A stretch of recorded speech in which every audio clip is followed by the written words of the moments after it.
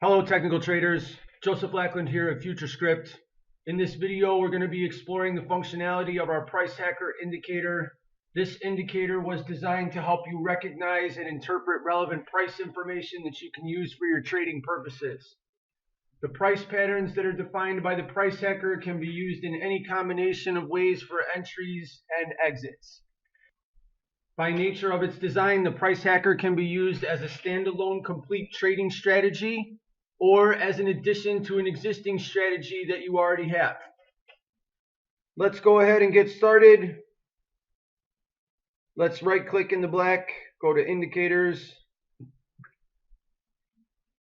find your FSX price hacker indicator in the indicator menu, add. Let's go over these functions. Draw bars back is a function that will paint the markings on the last 100 bars as said here from the right edge of the chart back.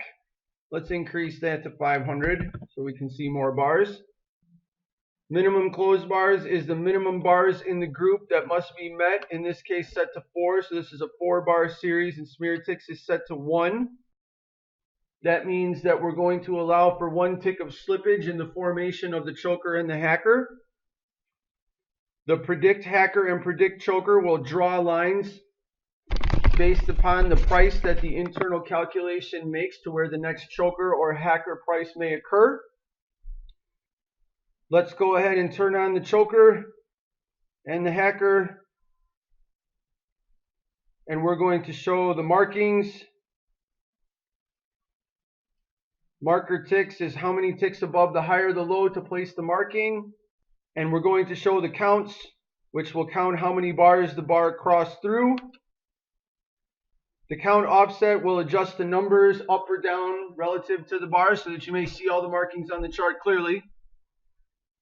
You can select the font of the text right here. Let's go ahead and hit apply.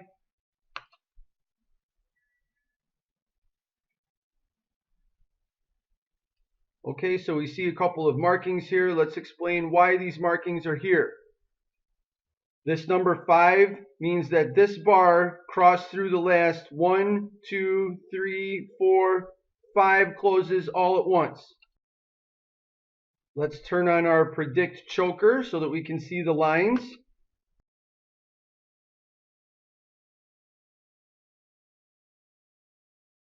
So here we can see that the lines create a price that the bar must cross through to create a marking and a numbers. So in this case, we see that the line that needed to be crossed in order for the choker bar to be made was 94.05.5.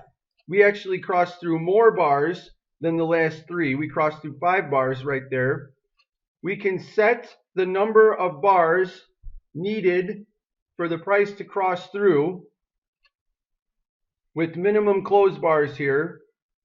There's 3 bars before this bar closed, so this will be the 4th bar. This is the 4-bar series here. If I increase this to 5,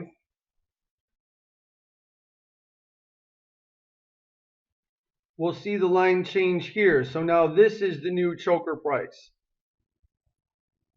This is the hacker signal, a bar that crosses down through a bunch of closes. This one is crossed through 5 closes. This one has also crossed through 5 closes. Here we have a hacker signal at the bottom, followed by a more powerful choker signal. Let's look at some predictive lines for the hacker signal.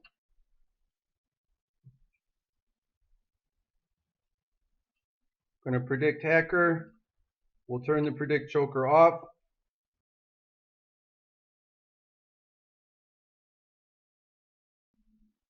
So here we can see the predict hacker lines. Here is the line. That price is 94.1075. This is a 5-bar series. This hacker bar crossed through the 94.1075s and created a hacker signal. You can see that the predict hacker is predicting the price at which the formation will break with a signal. We did not get a signal in this formation. Here's an interesting one that illustrates the concept of our smear ticks function. Because this bar's close is 94.16 1/4, and this next bar close is 94.16, if we would have this smear tick set to 0, we would not pick up this signal.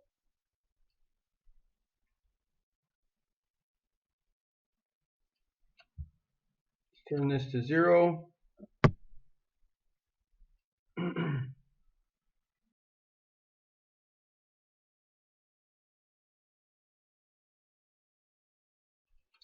So no signal here. The reason we're not seeing this signal now is because this bar closed a tick lower. This bar crosses through a bunch of other bars, but it misses this bar. That's why we have the smear ticks function as an option for you to use so that you may pick up close enough formations. Moving right along, guys, we're going to check out the staircase logic.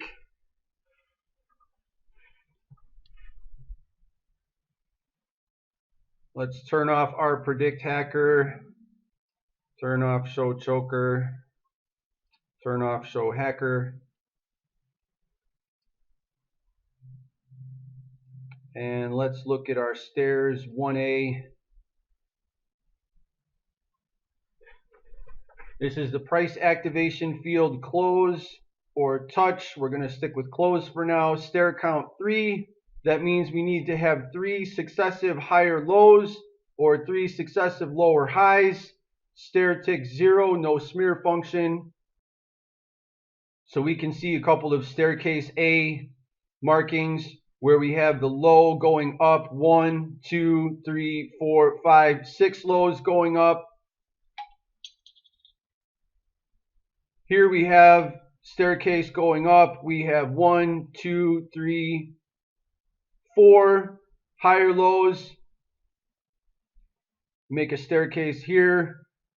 Here we have 1, 2, 3. Let's adjust these parameters. Filter out this signal.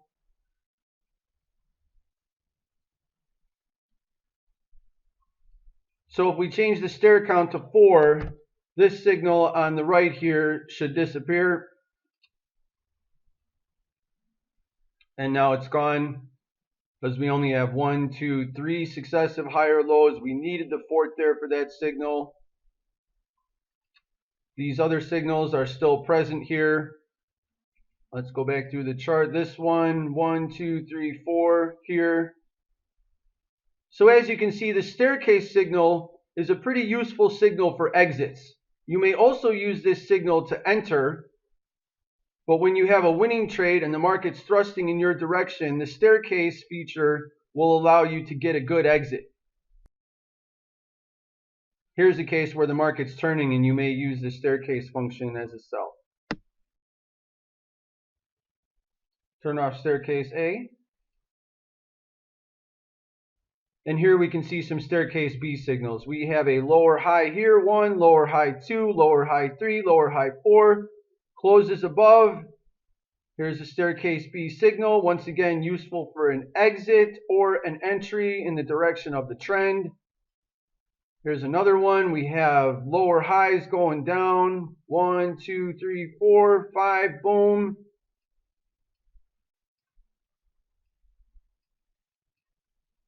Here we have one right here as well.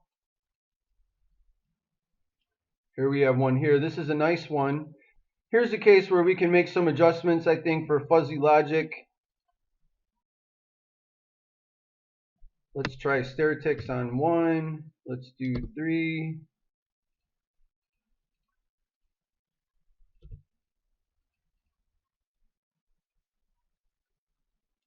And here's a good example where we had an entry here. So if we adjust the stair ticks to 2 instead of 0, the stair count to 3, what happens here is we have a lower high, and then we have a lower high adjusted by a few ticks.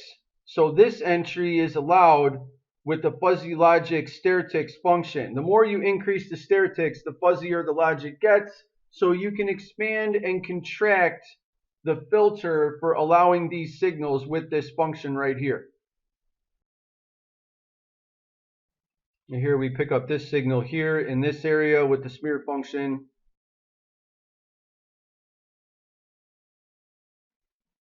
Now if we take off the fuzzy logic and reduce this number to 0, this signal should disappear. And there it is, it's gone.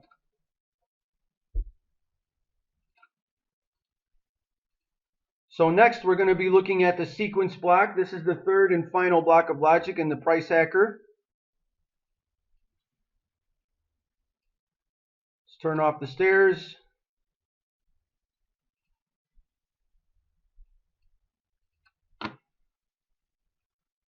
And let's go to the sequence block. We're going to show symbols first.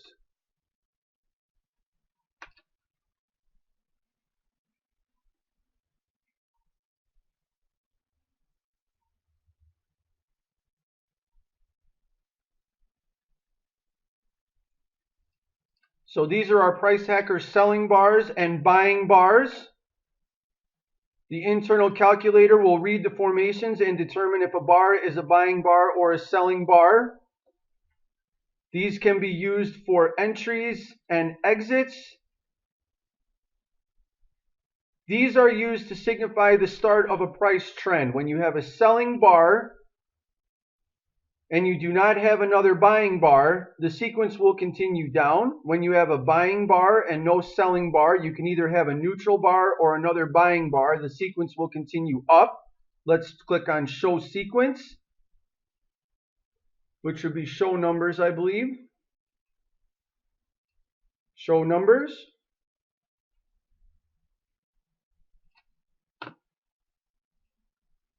So here we can clearly see the sequences in the price trend. We get a sell bar, we count 1, 2, 3, 4, 5, 6, 7, 8, 9, 10 bars before we get a buying bar. Once again, when we have a selling bar, a neutral bar, or a selling bar, we'll continue the sequence. When we have a buying bar, as long as we don't get a sell bar, we will continue the sequence.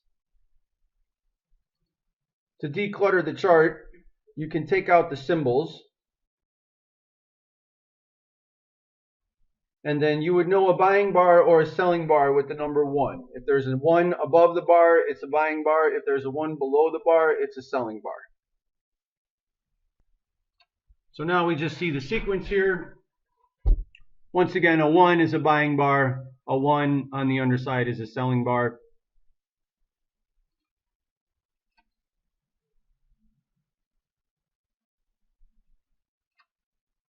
Next, we're going to show the setup lines.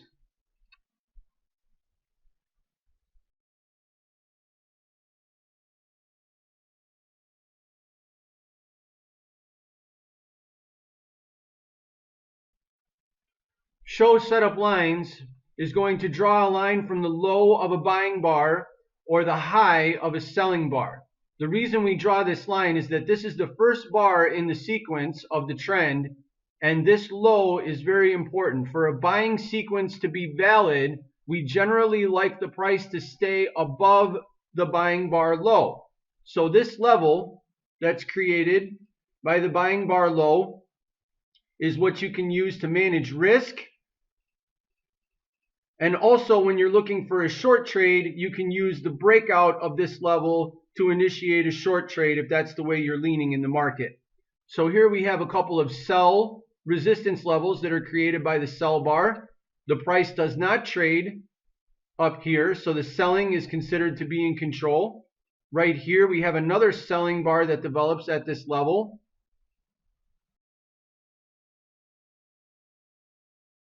So using these lines, the trader is able to gauge relevant price levels and position himself accordingly. Let's turn on a combination of these signals so that we can see how they may interact with each other.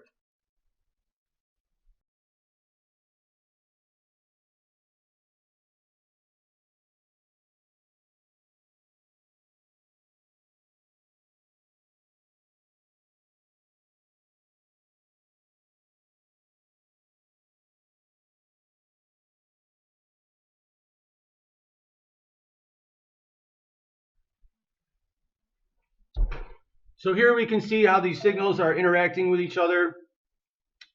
We have a selling bar which was also a hacker bar, which was also a staircase bar. These combination signals are usually really powerful. We have a buying bar that was also a staircase B bar. Here we have a selling bar that was a staircase A bar. And here we have a buying bar that was all three. We have a choker bar, a buying bar, and a staircase 1B bar. By using combinations of these signals, you can determine which bars are more important than other bars. Right here we have a buying bar that was also a 6. That started a pretty nice trend right here.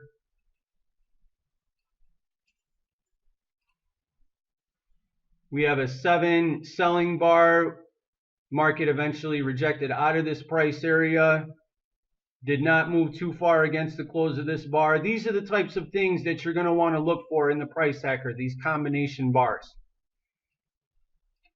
The price hacker is your tool to quickly identify and evaluate relevant price action in the market without having to do all these calculations in your head.